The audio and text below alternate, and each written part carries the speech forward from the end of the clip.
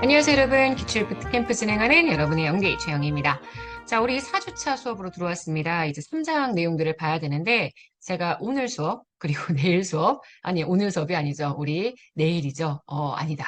금요일, 토요일이니까 오늘이 토요일, 어제 수업이었습니다. 어제 수업, 그리고 오늘 수업 되게 양을 빡빡하게 많이 잡아놨는데요. 근데 조직론은 사실 내용도 조금 까다롭지만 문제의 선제들도 까다로워서 과연 이걸 시간 내에 다 나갈 수 있을지 좀 걱정을 했었습니다. 뭐 그래도 어쨌든 다 나가려고 노력했으니까 여러분들이 입력이 잘 되었으면 좋겠다는 생각이 듭니다. 자, 일단 3장의 1번부터 37번. 양이 좀 많긴 하지만 저희 19강의 내용으로 정리했으니까 같이 한번 읽어보도록 할게요. 자, 1번부터 볼게요. 민츠버그가 설명했었던 기준이죠. 조직은 민츠버그의 기준에 따르면 핵심 운영 부문, 전략 부문, 중간 라인, 기술 부문, 지원 스텝으로 구성이 됩니다. 민츠버그의 단순 구조는 집권화되고 유기적인 조직. 조직이 맨 처음 보통 탄생을 하게 되면 보통 이렇게 단순 구조의 형태가 된다고 했죠. 아직까지 업무를 많이 진행하는 건 아니기 때문에 단순하지만 변화무쌍한 동태적인 환경에서 발견되는 조직입니다. 맞고요. 세 번째, 전략 정점은 민츠버그의 기계적 관료제 구조의 핵심 조직 구성 부문이다. 아니죠. 전략 정점은 오히려 이 단순 구조가 가지고 있는 핵심 조직 전략 부문이고요. 민츠버그의 기계적 관료제는 아시겠지만 기술 구조, 얘네가 핵심적인 조직 운영의 구성 부문입니다. 그래서 X가 되겠죠. 민츠버그가 제시한 조직 유형에 단기 전사 이미 있습니다. 단순 구조, 기계적 관료제, 전문적 관료제, 사업부제, 임시 조직. 홀라크라시는 여기 들어가지 않는다고 제가 말씀드렸었어요. 4번 X. 5번 민츠버그의 전문적 관료제는 복잡하고 불안정한 환경을 전제한다. 민츠버그의 복잡하고 불안정한 환경에서 나타나는 조직은 임시 조직이고요. 전문적 관료제는 복잡하기는 하지만 안정적인 형태의 조직에서 나타나게 되는 조직입니다. 5번 X죠. 6번 민츠버그의 전문적 관료제의 핵심적인 조정 메커니즘은 아시겠지만 오퍼레이팅 코어, 작업 계층들의 기술 영역에서의 표준화입니다. 제가 기술 표준화와 작업 과정 표준화, 산출 표준화라는 세 가지 조정 기제에 잘 말씀드렸던 거 기억하셔야 돼요. 제 6번 맞는 선지입니다. 7번 민츠버그는 폐쇄 체제의 관점에서 조직이 수행하는 기능을 기준으로 유형을 구분했다. 말도 안 되죠. 폐쇄 체제가 아니라 도망가지 마. 폐쇄 체제가 아니라 개방 체제의 관점입니다. 7번은 그래서 X가 돼요.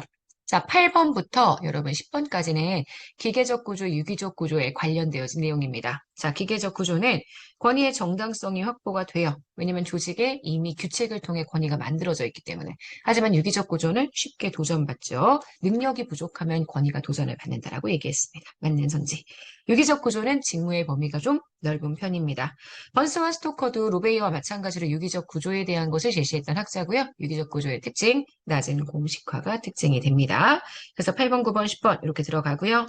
그 다음 11번입니다. 조직 구조의 모형을 유기적인 성격이 약한 것부터 강한 것 순으로 나열을 하면 일단 기능 구조, 사업 부재, 그 다음 매트릭스와 수평 구조는 위치가 바뀌어야 될 것 같아요. 그 다음 네트워크 구조의 순이기 때문에 11번은 X입니다. 자, 12번이에요. 매트릭스 구조가 자기완결적 기능 단위래. 제가 자기완결적 기능 단위는 누구에게 쓰는 표현? 요거는 네, 사업 구조에 쓰는 표현이라고 말씀을 드렸었습니다. 그래서 요거는 X.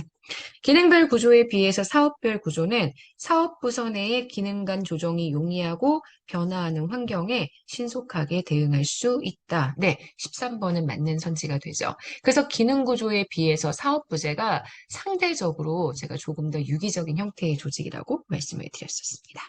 자, 14번입니다. 수청적 전문화의 수준이 높다는 건 그만큼 조직의 업무를 쪼갤 수 있다는 얘기고요. 업무는 당연히 단순해집니다. 맞는 선지죠. 자, 그 다음 15번 가도록 하겠습니다. 에도크라시. 에도크라시는 구조적으로요, 수평적인 분화는 좀 높은 편이지만, 그죠? 요것만 높다고 했어요. 여기 수평적 분화를 인적자원 전문화라고 해석을 했었을 때 좀 높아진다라고 말씀을 드렸습니다. 수직적 분화 낮고 복공집 다 낮다고 얘기를 했었죠. 수평적 분화를 제외하고 조직의 구조 변수는 다 낮다고 생각하시면 될 것 같습니다. 15번은 맞는 선지가 되고요. 16번. 제가 블라우너 스코어 파센스의 그런 조직 분류는 정말 문제에 나온 것만 암기하시면 된다고 얘기를 했어요. 블라와 스콧은 기능을 중심으로 조직의 유형을 분류했다라고 이야기를 했는데 블라와 스콧은 기능으로 조직의 유형을 분류하지 않았습니다. 오히려 기능으로 분류한 사람들은 바로 파센스, 라고 이야기를 해줄 수 있죠. 자, 그래서 이건 X고요. 파슨스의 기능별 조직 유형 중 목표 달성 기능을 수행하는 게 바로 정치 조직입니다. 행정기관이 그에 적절한 예시가 된다라고 말씀을 드렸죠. 17번 만난 선지. 자, 여기까지가 조직 유형을 학자들이 구분했던 기준이고요. 그 다음 여기서부터는 조직 이론으로 들어갈게요. 귤릭은 시간과 동작의 연구를 통해 과학적 관리를 주장했다. 아닙니다. 이 대장은 테일러가 주장을 했죠. 신고전적 조직 이론은 고전적 조직 이론과 달리 인간적인 영역, 비공식적인 영역들을 중시합니다. 계층적 구조나 분업을 중시했던 건 일반적으로 고전적 조직 이론이 갖고 있는 특징이고요. 20번 신고전 조직 이론은 조직군 생태학 이론, 자원 의존 이론, 요거는 현대 조직 이론입니다. 거시 조직 이론은 다 현대 조직 이론이고요. 신고적 조직 이론은 인간 관계론 설명하죠. 그래서 X입니다. 신고전 조직 이론은 이게 맞는 선지예요. 공식 조직에 있는 자생적이고 비공식적 집단을 인정하고 수용합니다. 그래서 맞는 선지고요.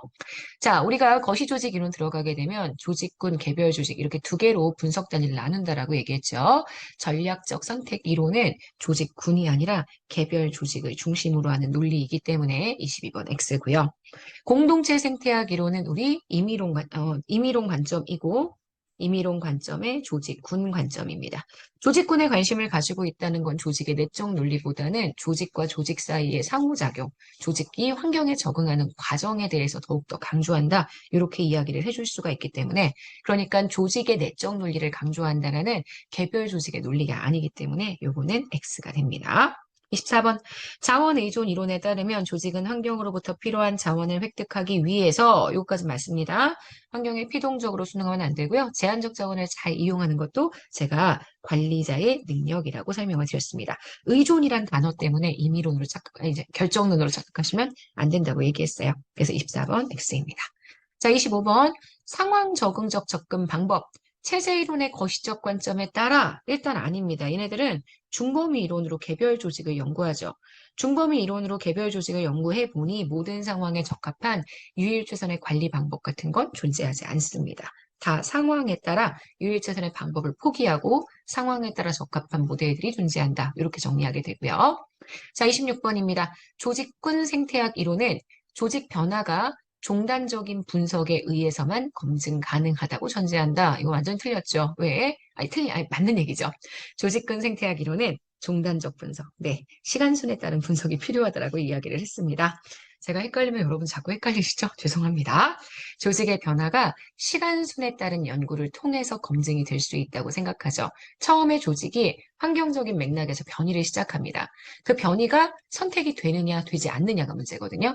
변이된 그 상태가 선택이 되면 보존되기 때문에 조직이 환경 맥락에 적합하게끔 만약에 변이를 한다라고 하면 그 조직의 형태는 계속 조직 내에 지금 보존되게 될 거란 말이에요. 이걸 분석하기 위해서는 시간순에 따른 연구가 필요하고요. 종단적 분석에 의한 검증이 필요합니다. 26번은 맞는 선지예요.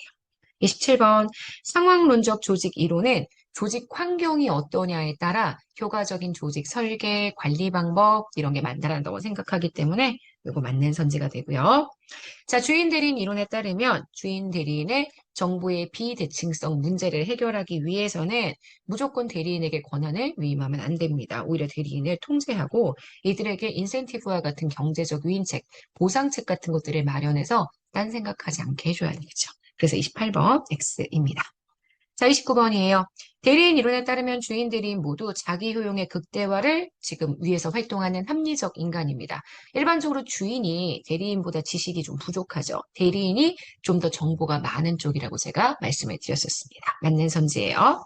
대리인 이론에서 주인과 대리인의 관계의 효율성을 제약하는 요인들을 대표적인 게 바로 정보의 비대칭성입니다. 근데 만약에 대리인 관계를 설정할 수 있는 다수의 대리인이 존재한다? 그러면 대리인 사이에 경쟁이 붙습니다. 대리인 사이에 경쟁이 발생을 하게 되면 이들은 자기가 가지고 있는 패를, 자기가 가지고 있는 정보를 오픈해서 소비자에게, 주인에게 선택받을 수 있는 옵션들을 제공해야 되거든요. 본래 시장은 경쟁이 치열하게 되면 그만큼 효율적인 자원 배분이 나타난다라고 생각하기 때문에 오히려 대리인 간의 경쟁을 붙이는 게 주인 대리인 이론에서의 비효율성을 해결하는 방법, 효율성을 제약하는 요인으로 볼 수는 없습니다. 30번 X예요. 31번. A 보험회사가 보험 가입 대상자의 건강 상태 및 사고 확률에 대한 특수한 정보를 가지고 있지 않아 보험의 재정이 악화됐다. 이 경우에는 보험회사가 주인이 되는 거고요. 보험 가입 대상자가 대리인이 됩니다. 이쪽이 좀 더 많은 정보를 가지고 있죠. 그래서 비효율적인 자원 배분이 나타난다라고 하면 대리인 이론으로 충분히 설명할 수 있습니다.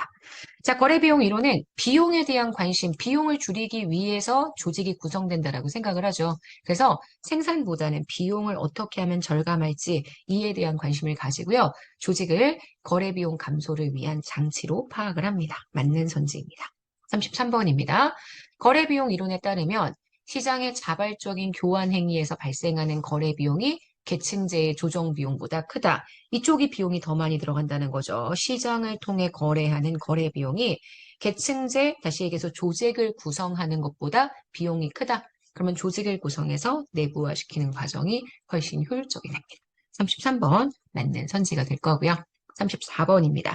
상황론적 조직 이론은요, 중범위 이론이라고 얘기했습니다. 독립변수를 한정하고 상황적인 조건을 유형화시켜서 중범위라는 개별 조직, 제한된 수준 내에서 일반성과 규칙성을 발견하려고 하는 과학적인 연구들을 진행합니다. 34번, 그래서 맞는 선지예요. 35번, 조직군 생태학 이론에 따르면 조직군의 변화를 이끄는 변이는 우연한 변이도 있습니다. 하지만 전략적인 변이도 있죠. 그래서 계획적이고 의도적인 변이도 포함된다고 보셔야 되기 때문에 X입니다. 전략적 선택이론, 자원의존이론, 공동체 생태학 이론은 모두 임의론의 관점을 채택하고 있습니다. 36번은 그래서 맞는 선지가 되고요. 37번입니다. 혼돈 이론은 조직이 현실의 복잡성과 불확실성을 극복하기 위해서 말 그대로 혼돈, 복잡하고 혼란스러운 조직의 형태를 추구한다는 얘기죠. 그래서 단순화, 정형화라고 얘기하는 건 틀린 내용이 됩니다. 자, 37번, 그래서 X가 됩니다.